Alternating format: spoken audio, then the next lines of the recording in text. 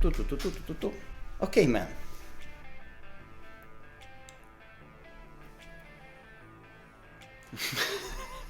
Why do I hear some sheep? Is there some sheep? Man, close the window. Have a lot. Is this a... Oh, you should say hello world. You want? Yeah, you can say that. Hello world. Hello world, this is the third episode of the Amazing Cards. Today I think that we will touch a very interesting topic, something that regards all of our environment as a software engineer. Man, did you see this story with ChatGPT 4? Yes. This amazing story.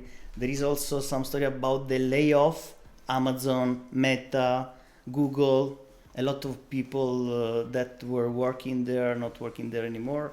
Yes. Or also the bubble in the job. There is a lot of anxiety and paranoia, man. It seems that our job that was the most sure, secure job in the world is going to collapse. What do you think? What should we do? We can say that there is some panic in There's the a bit tech of panic. industry. I think we should address this. It's very important to address. Things that we are going through right now, we know many people are going through right now, a lot of anxiety, a lot of uncertainty, that's for sure.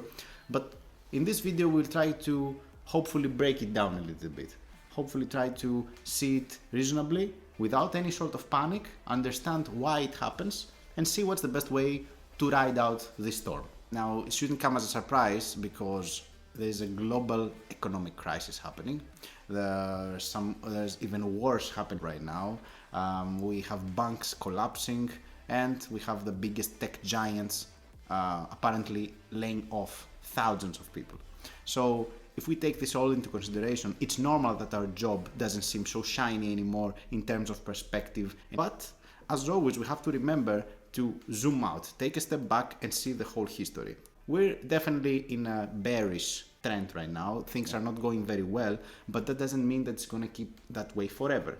If we tunnel vision into the past months, yes, it seems very bad, it seems dystopian, but we have to remember to always understand that history has a way of repeating itself, which means that in the future, things may be good again. Yes. But you mentioned something about ChatGPT, and I want to touch on this subject as well.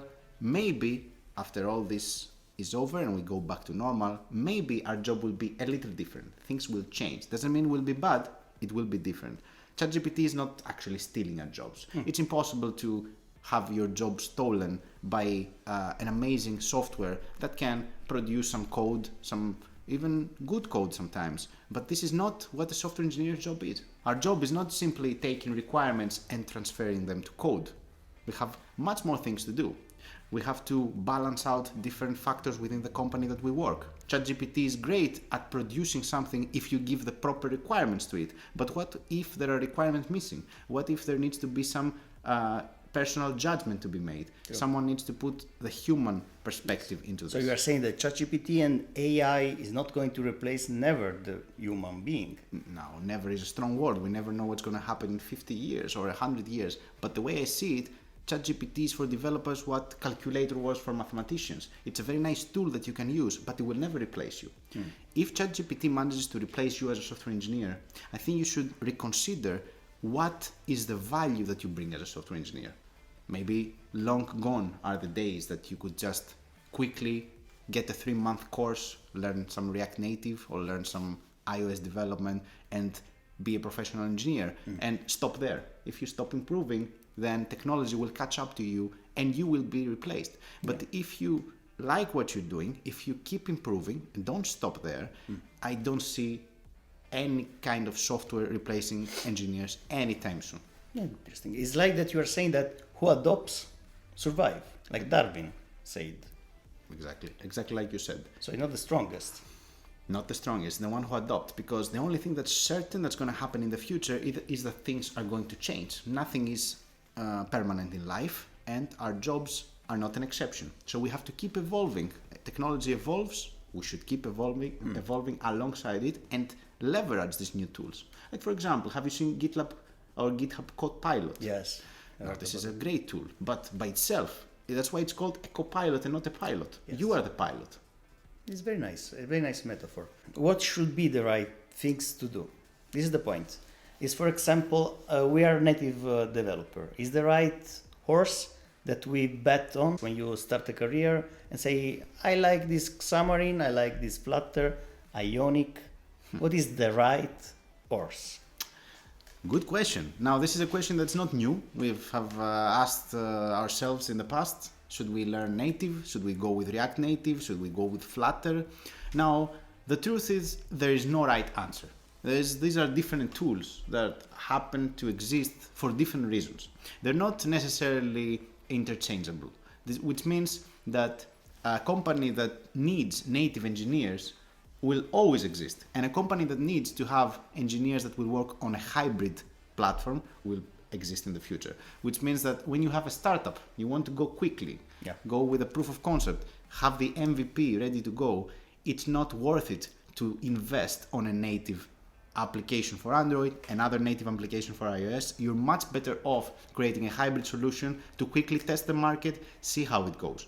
On the other hand, when you have a tested product, you're a big company, you want to put your best foot forward, you should use a native platform to have the best of what the platform can offer. So basically you are saying that it depends on the scenario that you want to cover. Exactly. This is not something new now with the layoffs and all the crisis that happens worldwide. This is a question that always existed and will always keep existing.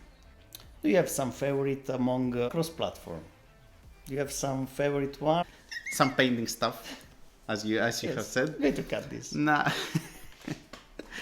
Yeah, those are painting stuff, but I think Flutter is the most interesting platform right now. Not a huge experience on any hybrid framework so far, but I like the idea behind Flutter. Maybe one day I should dig into it more. For now, native Android all the way. This is another point that you touched.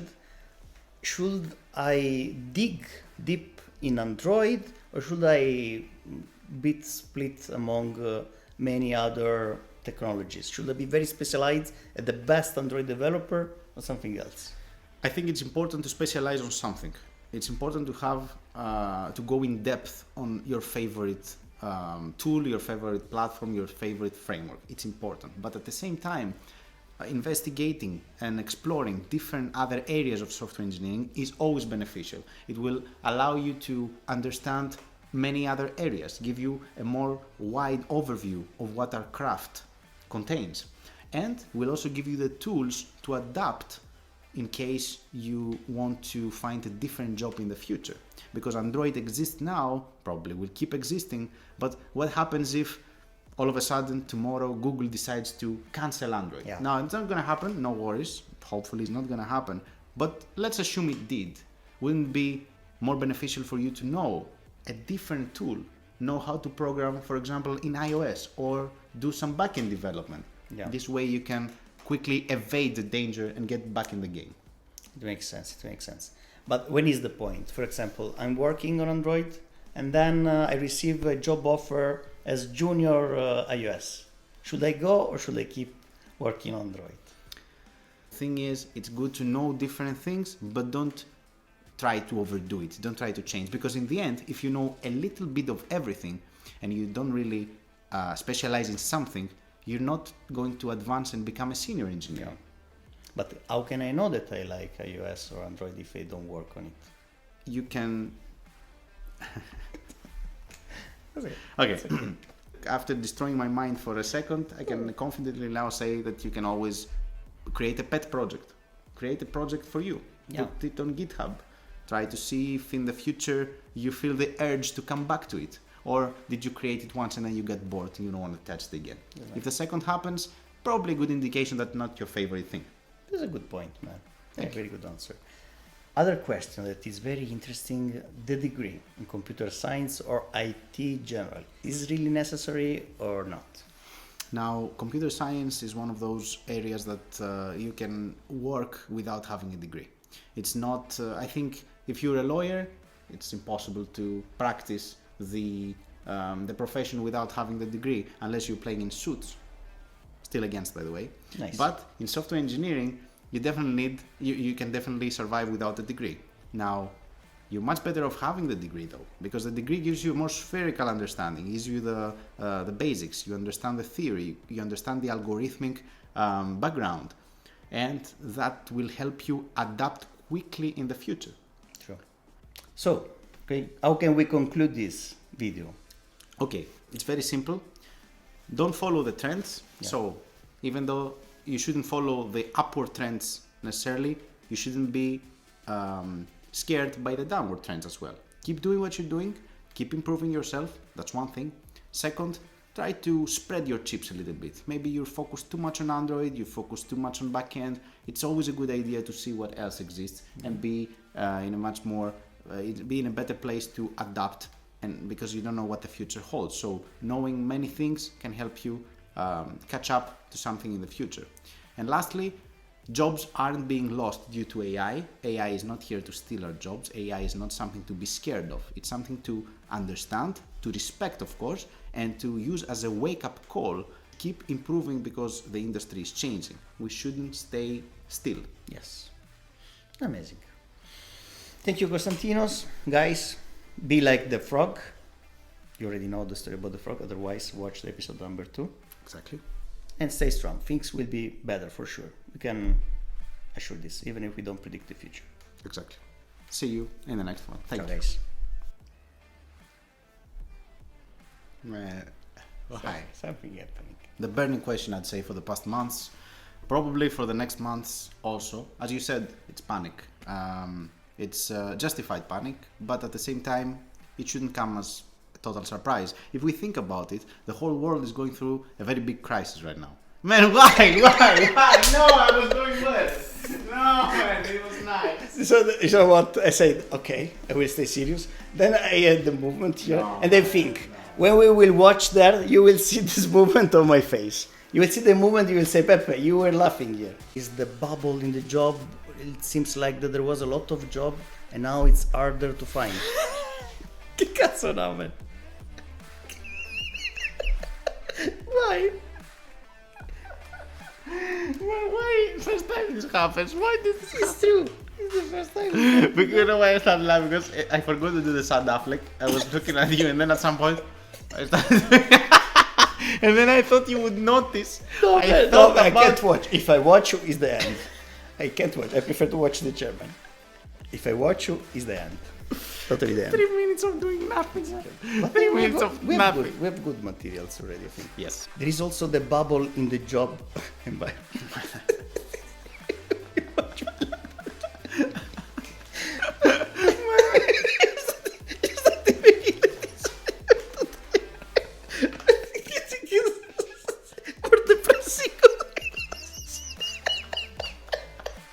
Is the crash in the world? That's a very good question, Pepper. Crazy the world?